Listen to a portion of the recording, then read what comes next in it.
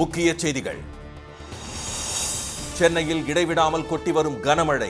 சாலைகளில் தேங்கிய மழைநீர் இரவோடு இரவாக வெளியேற்றம். யூ டர்ன் அடித்து தமிழக கரையை நெருங்கும் டிட்வா. சென்னை திருவள்ளூரில் பலத்த மழை நீடிக்கும் என எச்சரிக்கை. டிஜிட்டல் கைது மோசடிகளை இரும்பு கரம் கொண்டு அடக்க வேண்டும். சிபிஐக்கு உச்சநீதிமன்றம் அதிரடி உத்தரவு. எஃப்சி கட்டண உயர்வுக்கு லாரி உரிமையாளர் சங்கம் எதிர்ப்பு. 9ஆம் தேதி முதல் தென் மாநிலங்களில் லாரிகள் ஓடாது என அறிவிப்பு.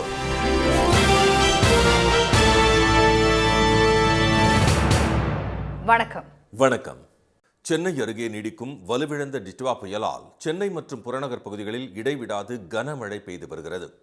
வங்கக்கடலில் உருவான டிட்வா புயல் சென்னை அருகே ஆழ்ந்த காற்றழுத்த தாழ்வு மண்டலமாக வலுவிழந்த போதிலும் சென்னையில் நேற்று முதல் இடைவிடாது கனமழை பெய்து வருகிறது. மந்தைவெளி, அடையாறு, திருவான்மியூர், கிண்டி, வடபழனி, அண்ணாநகர், கோயம்பேடு உள்ளிட்ட இடங்களில் தொடர்ச்சியாக மழை கொட்டி வருகிறது. இரவு முழுவதும் காற்றுடன் பெய்த கனமழையால் தாழ்வான இடங்களில் தண்ணீர் தேங்கியது. அண்ணா சாலை, மெரினா காமராஜர் சாலை, பூவிருந்தவல்லி நெடுஞ்சாலை, சேப்பாக்கம், கோடம்பாக்கம், திருவல்லிக்கேணி, ராயப்பேட்டை, தியாகராயர் நகர் உள்ளிட்ட இடங்களில் விடிய விடிய மழை வெளுத்து வாங்கியது. இதனால் ராயப்பேட்டை டாக்டர் பெசன்ட் சாலையில் முழங்கால் அளவிற்கு தண்ணீர் தேங்கியது. வாகனங்கள் பழுதானதால் வாகன ஓட்டிகள் சிரமத்திற்கு ஆளாகினர்.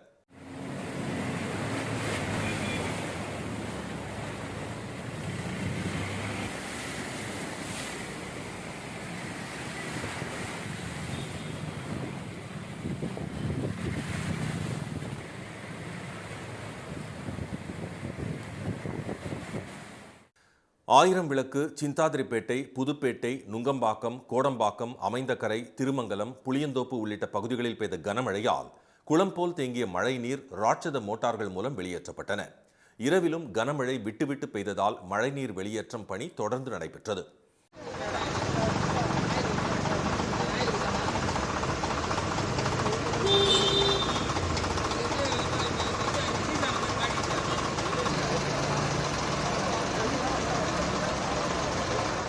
திருவொற்றியூர், வண்ணாரப்பேட்டை, தண்டையார்பேட்டை ஆகிய பகுதிகளில் வெளுத்து வாங்கிய மழையால் தாழ்வான இடங்களில் தண்ணீர் சூழ்ந்தது. பெருங்குடி, வேளச்சேரி, அஷ்டலட்சுமி நகர் உள்ளிட்ட இடங்களில் சாலைகளில் முழங்கால் அளவிற்கு தண்ணீர் தேங்கியதால் மக்களின் இயல்பு வாழ்க்கை பாதிக்கப்பட்டது. தொடர்ந்து பெய்து வந்த மழையால் மேடவாக்கம், பள்ளிக்கரணை, தாம்பரம், பல்லாவரம், குரோம்பேட்டை உள்ளிட்ட பகுதிகளில் வாகனங்கள் ஊர்ந்து சென்றன. இதனால் ஜிஎஸ்டி சாலையில் கடும் போக்குவரத்து நெரிசல் ஏற்பட்டது.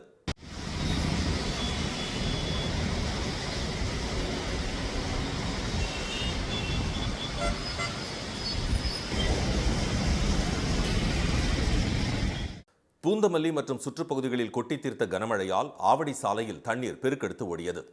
காட்டுப்பாக்கம், ஐயப்பன்தாங்கல், கரையாஞ்சாவடி உள்ளிட்ட இடங்களில் நடைபெற்று வரும் மெட்ரோ பணியால் மோசமான சாலையால் வாகன ஓட்டிகள் சிரமத்திற்கு ஆளாகினர். சாலைகளில் தேங்கிய மழைநீரால் பேருந்து, கார் உள்ளிட்டவை பழுதாகி நின்றன. சக்தி நகர், மாறன் நகர், ரோசி கார்டன் உள்ளிட்ட இடங்களில் மழை நீருடன் கழிவு நீரும் தெருக்களில் தேங்கியதால் மக்கள் அவதிக்குள்ளாகினர். நசரத்பேட்டை, குன்றத்தூர், ஆவடி, பொன்னேரி, திருமுல்லைவாயல், திருநின்றவூர் உள்ளிட்ட பகுதிகளில் வெளுத்து வாங்கிய மழையால் சாலைகளில் தண்ணீர் ஆறாக ஓடியது.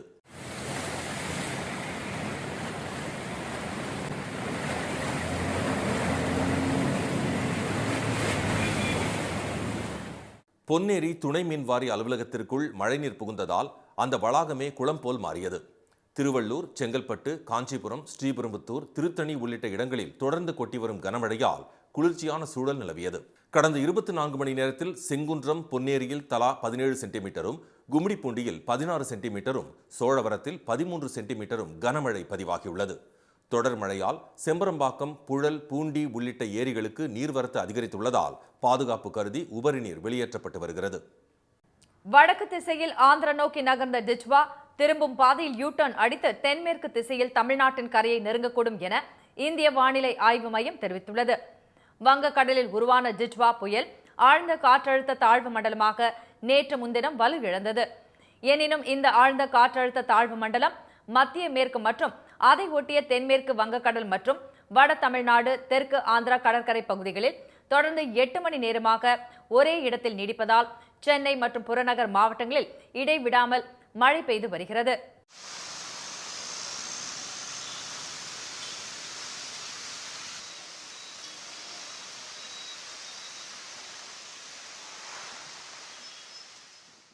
சென்னையில் இருந்து சுமார் 50 கிலோமீட்டர் கிழக்கேயும் நெல்லூரில் இருந்து சுமார் 170 கிலோமீட்டர் தென்கிழக்கேவும் ஆழ்ந்த காற்றழுத்த தாழ்வு மண்டலம் நிலை கொண்டுள்ளதாக இந்திய வானிலை ஆய்வு மையம் தெரிவித்துள்ளது.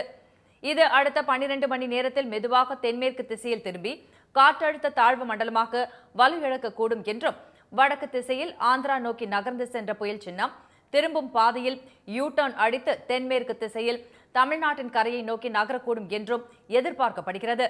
இதனிடையே சென்னை மற்றும் சுற்றுப்பகுதிகளில் திரளும் மேக கூட்டங்களால் கனமழை நீடிப்பதாக வானிலை ஆய்வாளர்கள் தெரிவித்துள்ளனர். சென்னை, காஞ்சிபுரம், திருவள்ளூர், செங்கல்பட்டு மாவட்டங்களில் இன்று ஓரிரு இடங்களில் கனமழை பெய்யக்கூடும் என்று வானிலை ஆய்வு மையம் அறிவித்துள்ளது. கனமழை எச்சரிக்கை காரணமாக சென்னை, காஞ்சிபுரம், திருவள்ளூர், செங்கல்பட்டு மாவட்டங்களில் இன்று பள்ளி, கல்லூரிகளுக்கு விடுமுறை விடப்பட்டுள்ளது. வடகிழக்கு பருவமழை தீவிரமடைந்துள்ள நிலையில் டெல்டா மாவட்டங்களில் பெய்த கனமழை காரணமாக சம்பா பயிர்கள் நீரில் மூழ்கியதால் விவசாயிகள் வேதனையடைந்துள்ளனர். டிட்வா புயல் காரணமாக நாகை, திருவாரூர், மயிலாடுதுறை, கடலூர் உள்ளிட்ட மாவட்டங்களில் மழை கொட்டி தீர்த்தது. சிதம்பரம் அடுத்த பிச்சாவரம், கொடிப்பள்ளம் உள்ளிட்ட கிராமங்களில் 4000 ஏக்கர் பரப்பளவில் நெற்பயிர்கள் தண்ணீரில் மூழ்கியுள்ளன.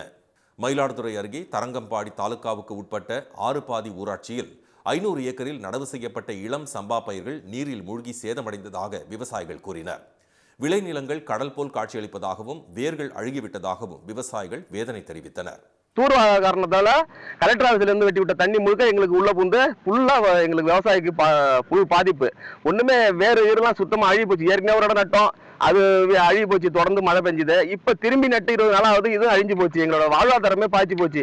எங்களோட கோரிக்கை என்னன்னா, உடனடியாக வாய்க்காலை 2 வாய்க்காலையும் தூர்வாரணும். ஏக்கருக்கு 35,000 ரூபாய் வீதம் செலவு செய்த நிலையில் பயிர்கள் அழுகி வீணாகிவிட்டதாகவும் கூறிய விவசாயிகள் வடிகால் வாய்க்கால்களை முறையாக தூர்வார வேண்டும் என்று கோரியுள்ளனர். திருவாரூர் மாவட்டம் திருத்துறைப்பூண்டி பகுதியில் ஆறுகளில் படர்ந்த வெங்காய தாமரையால் நீர் ஓட்டம் தடைப்பட்டு வெள்ள நீர் விளைநிலங்களுக்குள் புகுந்தது. இதனால் ஆயிரக்கணக்கான ஏக்கர் பரப்பளவில் பயிரிடப்பட்டிருந்த நெற்பயிர்கள் நீரில் மூழ்கின. இந்த நிலையில் ஆறுகளில் படர்ந்துள்ள ஆகாய தாமரையை அகற்ற மாவட்ட நிர்வாகம் நடவடிக்கை மேற்கொண்டதை அடுத்து ஹிட்டாச்சி இயந்திரம் மூலம் ஆறுகள், வாய்க்கால்களில் உள்ள ஆகாய தாமரைகளை அகற்றும் பணிகள் மேற்கொள்ளப்பட்டன.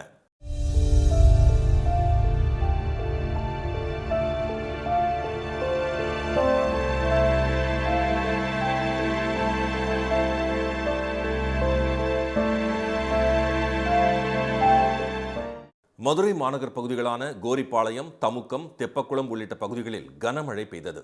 திருப்பரங்குன்றம், அவனியாபுரம் மற்றும் சுற்றுவட்டார பகுதிகளில் பலத்த காற்றுடன் பரவலாக மழை கொட்டியது.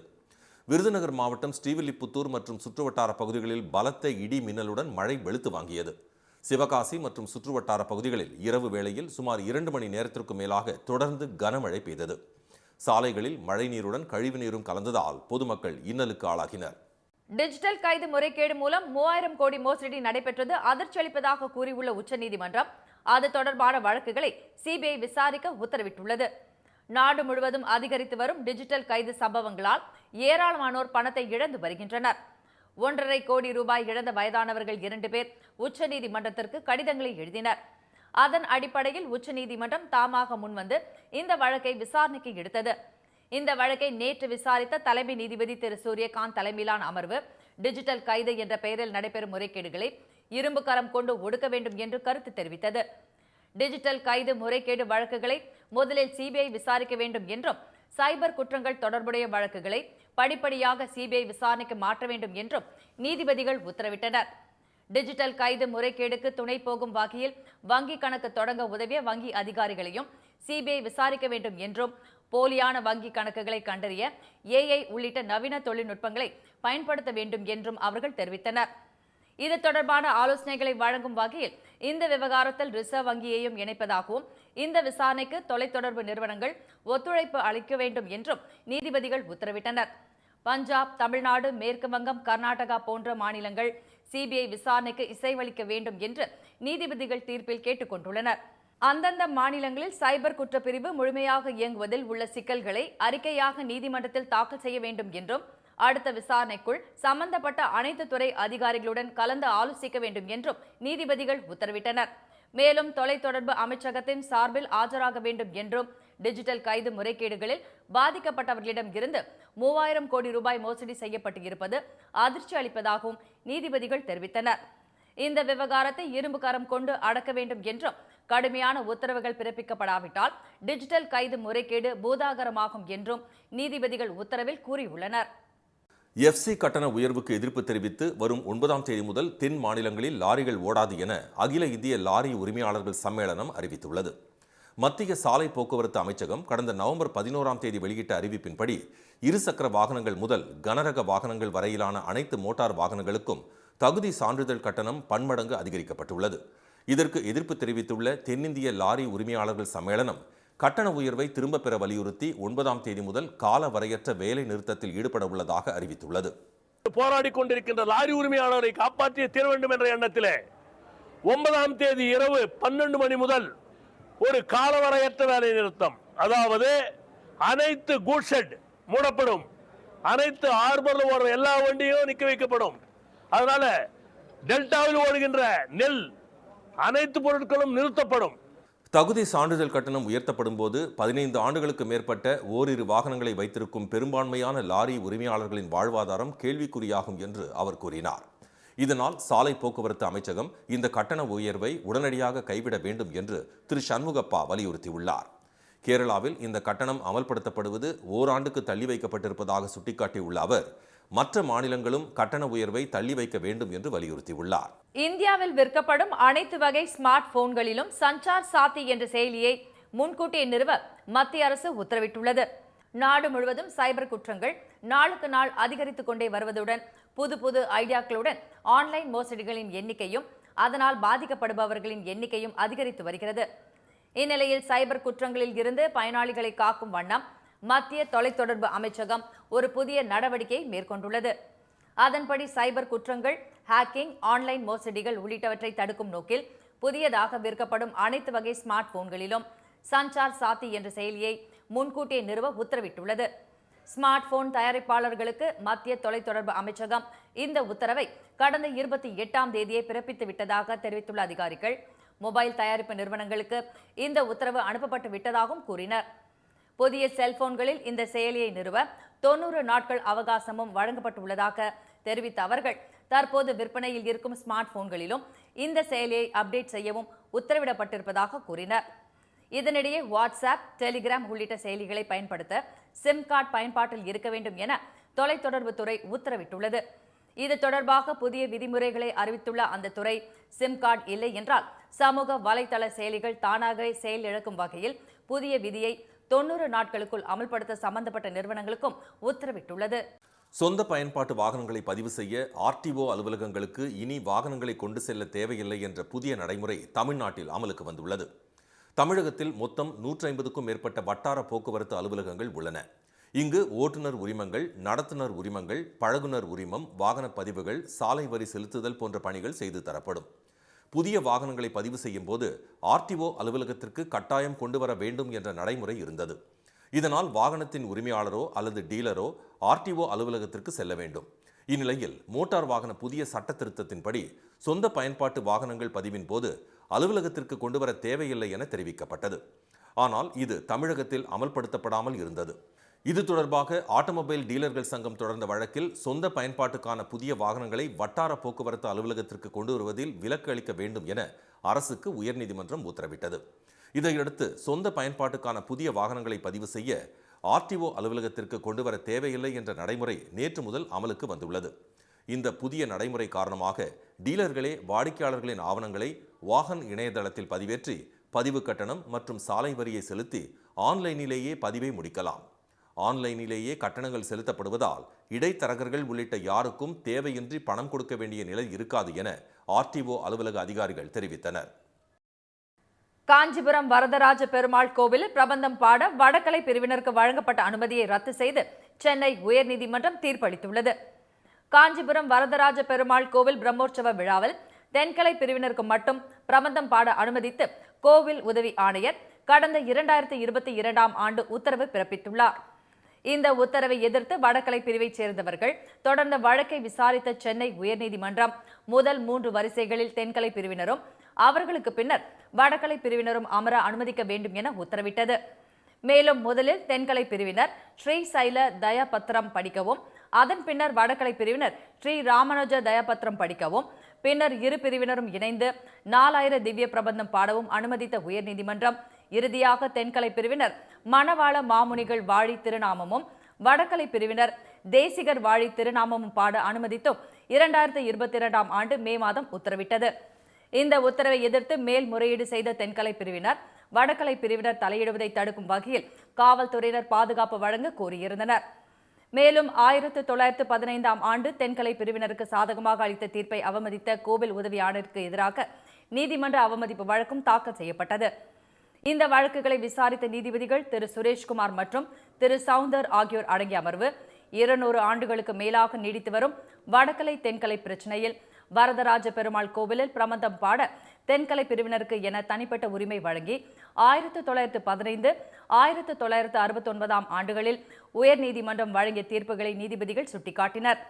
அதன் அடிப்படையில் வடகலை பிரிவினரும் பிரபந்தம் பாட அனுமதித்து 2022ஆம் ஆண்டு தனி நீதிபதி பிறப்பித்த உத்தரவை ரத்து செய்த நீதிபதிகள் கடந்த 1915 மற்றும் 1969ஆம் ஆண்டுகளில் உயர்நீதிமன்றம் பிறப்பித்த உத்தரவை அமல்படுத்த வேண்டும் என கோவில் உதவி ஆணையருக்கு உத்தரவிட்டனர். இதில் பிரச்சனை ஏற்பட்டால் காவல்துறை உதவியை கோரலாம் எனவும் தீர்ப்பில் தெரிவிக்கப்பட்டுள்ளது. வேதாரண்யத்தில் பெய்த தொடர் மழையால் முல்லைப்பூ சாகுபடி கடுமையாக பாதிக்கப்பட்டுள்ளதால் விவசாயிகள் கவலை அடைந்துள்ளனர். நாகை மாவட்டத்தில் கருப்பம்புலம், மருதூர், நெய்விளக்கு உள்ளிட்ட 20க்கும் மேற்பட்ட கிராம பகுதிகளில் 7000 ஏக்கர் பரப்பில் முல்லைப்பூ சாகுபடி செய்யப்பட்டுள்ளது. இப்பகுதி முல்லைப்பூவுக்கு தனித்துவம் மிக்கதால் தீபாவளி, பொங்கல், ஆயுத பூஜை, புத்தாண்டு மற்றும் விசேஷ நாட்களில் பூக்கள் அதிக விலைக்கு விற்கப்படுகின்றன. சீசன் காலங்களில் அதிக விலைக்கு விற்பனையாகும் பூக்களின் விளைச்சல் தற்போது மழையால் பாதிக்கப்பட்டுள்ளது. முல்லைப்பூ செடிகளில் 20 நாட்களாக தண்ணீர் தேங்கியுள்ளதால் வேர்கள் அழுகத் தொடங்கியதாக விவசாயிகள் கூறினர். 12,000 விவசாயிகள் 7,000 ஏக்கர் பரப்பளவில் முல்லைப்பூ சாகுபடி பண்ணுறாங்க. இந்த டிட்வா புயலினால தண்ணி நின்று இலையெல்லாம் கொட்டி முல்லைப்பூவோட உற்பத்தி வெகுவாக பாதிச்சுட்டு சுத்தமாக முல்லைப்பூ உற்பத்தியே கிடையாது. அது மட்டும் இல்லாமல் ஆண்டுதோறும் 3 மாதம் 4 மாதத்துக்கு தண்ணி தேங்கினா இதுமாரி நிலைமை எங்களுக்கு வந்துடுது. சுத்தமாக 4 மாதம் வாழ்வாதாரம் பாதிச்சிருக்குங்க. பல இடங்களில் மழைநீர் தேங்கியதால் இழப்பு ஏற்பட்டுள்ளதாக கூறிய அவர்கள் சென்ற வாரம் வரை 100 செடிக்கு சுமார் 3 கிலோ பூக்கள் கிடைத்த நிலையில் தற்போது அரை கிலோ மட்டுமே கிடைப்பதாக கவலை தெரிவித்தனர். எனவே முல்லைப்பூ சாகுபடி விவசாயிகளுக்கு மழைக்கால நிவாரணம் வழங்குவதுடன் நலவாரியம் அமைத்து தர வேண்டும் என்று கோரிக்கை விடுத்துள்ளனர். நீலகிரி மாவட்டத்தில் உங்களுடன் ஸ்டாலின் முகாமில் மனு அளித்த பழங்குடியின கிராமத்திற்கு மின் வசதி செய்து கொடுக்கப்பட்டுள்ளது. உதகை அருகே உள்ள முதுமலை புலிகள் காப்பகத்தினுள் உள்ள தெப்பக்காடு பகுதிகளில் எனைப்பாடி, தேக்குப்பாடி, லைட்பாடி ஆகிய 3 கிராமங்கள் உள்ளன. இவற்றில் பெட்டா, குறும்பா மற்றும் காட்டுநாயக்கர் ஆகிய பழங்குடியின மக்கள் பல தலைமுறைகளாக வாழ்ந்து வருகின்றனர். இதில் லைட் பாடியில் 3 ஆண்டுகளுக்கு முன் கட்டப்பட்ட 5 பசுமை வீடுகளுக்கு மின் இணைப்பு வழங்க கோரி சமீபத்தில் நடைபெற்ற உங்களுடன் ஸ்டாலின் முகாமில் பழங்குடியின மக்கள் கோரிக்கை மனு அளித்தனர். இதையடுத்து நேற்று மின்சார இணைப்பு வழங்கும் நிகழ்ச்சியில் கலந்து கொண்ட நீலகிரி மாவட்ட ஆட்சியர் லட்சுமி பவ்யா தண்ணீரு பயனாளிகளுக்கு இணைப்புக்கான அட்டையை வழங்கினார்.